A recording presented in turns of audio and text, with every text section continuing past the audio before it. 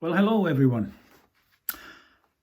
Many people still treat church as an exclusive club. And you've heard them say, this is my church, this is our church. Well, actually, it isn't. It is Christ's church. Christ loves the church. Christ died for the church. He has sent his Spirit to guide us, to lead us, to sustain us, and to empower us. And he said in Matthew 16, verse 18, I will build my church, and not even the gates of Hades will overcome it. Now, if that is the case, isn't it sad that sometimes we can be the ones that prevent church from being built in the way that Jesus wants it? Let me illustrate this with a little story that I read some time ago. There was a church in a middle-class area, and the people inside the church were middle-class people, well-dressed and very proud of it.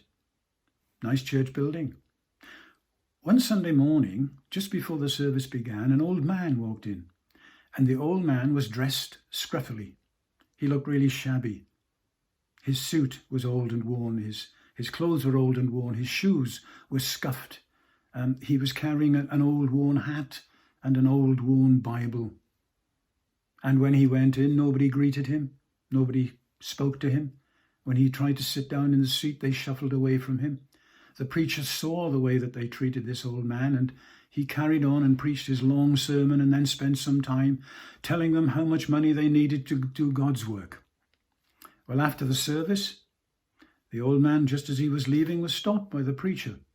And the preacher said, are you likely to come back to this church again? And the old man said, well, yeah, I might. Okay, preacher said, I wonder would you do me a favour? Would you please ask God what would be the appropriate attire to wear at this church? And the old man was a bit puzzled, but he said, yes, okay, I will do that. Anyway, the following week, the old man came back, again wearing his scruffy old clothes, looking really shabby, wearing his scruffy old worn shoes, carrying his old worn out hat, carrying his old Bible.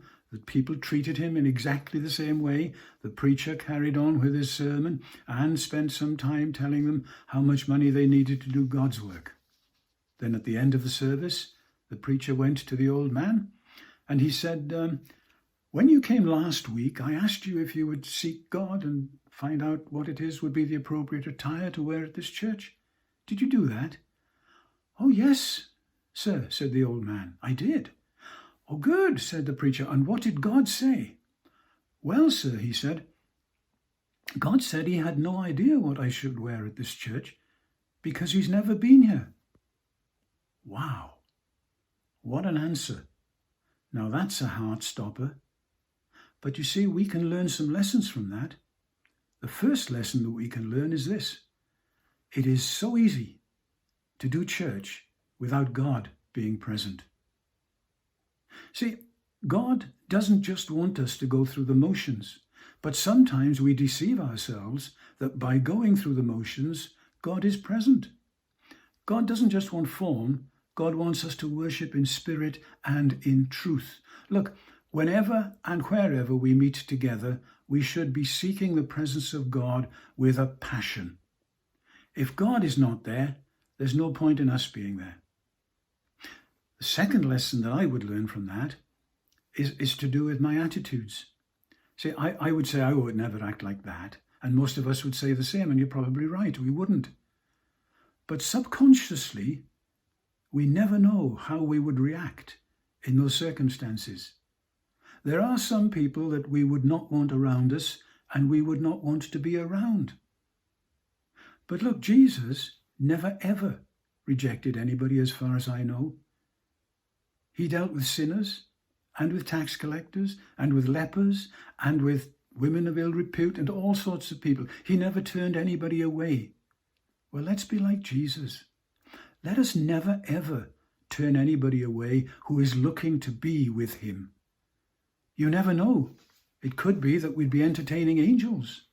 What does it say in Hebrews 13 verse 2? This is the New Living Translation. It says, don't forget to show hospitality to strangers, for some who have done this have entertained angels without realizing it. Let's ensure that we never reject people who are looking for the Lord. Instead of avoiding them, let's join them and let's help them as they seek his presence with us. Well, God bless you all, and thank you for listening.